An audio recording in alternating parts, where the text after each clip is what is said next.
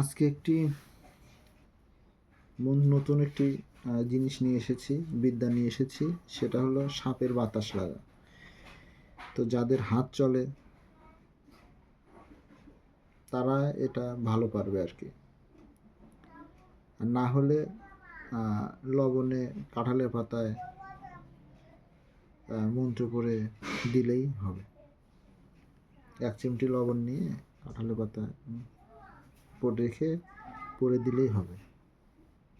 তো যারা আমার চ্যানেলে নতুন তারা যেন অবশ্যই আমার চ্যানেলটি লাইক, শেয়ার এবং সাবস্ক্রাইব করে, বেশি বেশি শেয়ার করে। সবার জন্যই অনুমতি দেওয়া রইল। সবাই কাজটি করতে পারবে, কোনো অসুবিধা নেই। যারা কবিরাজ ভাই দাদা আছে তারাও করতে পারবে। যারা নতুন আমার চ্যানেল দেখছেন অবশ্যই তারাও করতে পারবে। তো অবশ্যই একটা সাবস্ক্রাইব দিন, নতুন চ্যানেল আমার। তো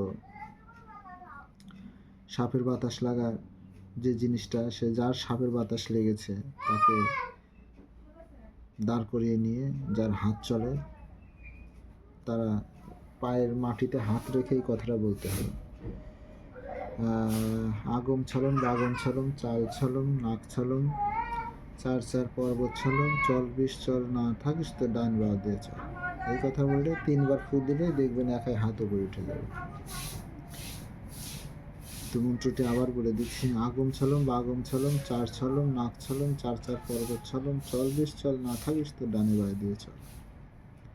তো দেখে জিনিসটা ভালোভাবে দেখে যেন কথাতে ভুল না হয়, মুখস্থ করে নেবা। এগুলো সব আমি যে বিদ্যা দিই এগুলো সব সিদ্ধ বিদ্যা, উস্তাদ গুরুমুখী বিদ্যা। এগুলো কাজ 100% গ্যারান্টি, নিজে করা। এবং আমার চ্যানেলে আপনারা অবশ্যই দেখতে পারবেন যে আমি সন্ন্যাসী, আমার অনেক সন্ন্যাসী শিষ্য আছে। তো চ্যানেলটা একটু নতুন চ্যানেল, ঘুরে আসবেন, দেখবেন, ভালো লাগলে লাইক শেয়ার করবেন। তো এই ছিল আজকের টপিক। সবাই ভালো থাকবেন, ধন্যবাদ।